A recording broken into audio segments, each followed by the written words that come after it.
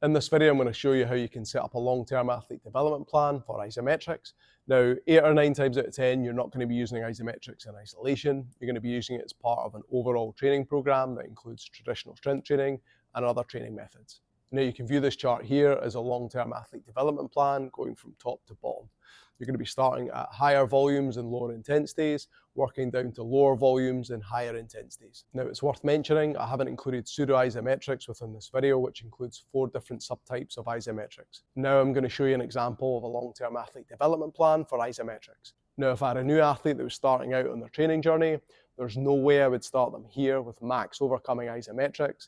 They're not ready for this type of work, and they wouldn't derive the necessary adaptations. They'd most likely hurt themselves. At this point in time, they're learning to train, they're getting their technique ingrained in, they're learning to breathe and brace properly using the Valsalva maneuver, and they're just getting stronger and more powerful by adding weight to the bar each session, either using a single or double progression model.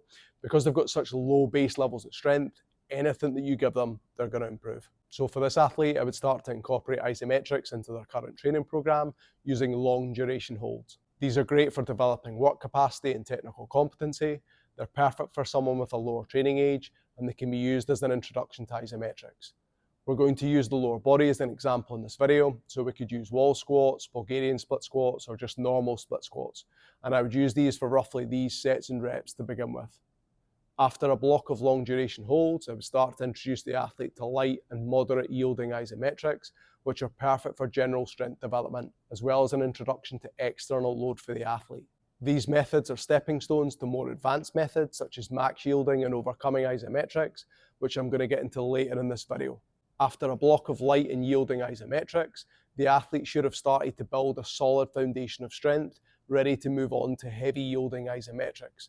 Now, these can be great for developing tendon thickness and stiffness, muscle hypertrophy at long lengths, muscle force and architecture, as well as potentially creating an analgesic effect.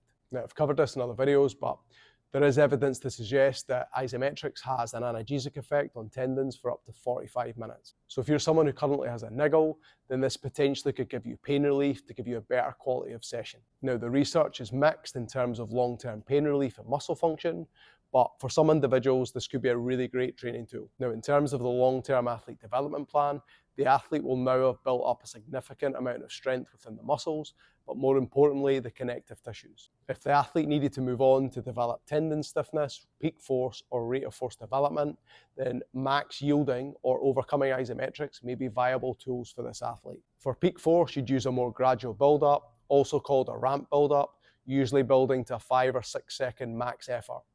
For rate of force development, you would use a more explosive isometric, going as hard and as fast as possible from the get-go for 4 to 5 seconds.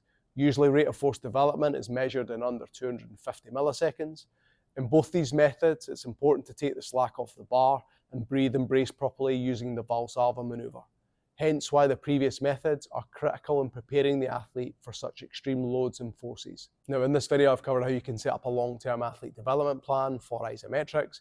Now, training is highly individual. We've got different training histories, injury histories, and current fitness levels. But hopefully this video will give you some insights how you can set up programming for long-term use of isometrics. If you'd like more information on isometrics, including benefits, the different types, and further information on programming, then click on this playlist here. If you have any questions on today's video, then fire a comment below. Thanks for watching.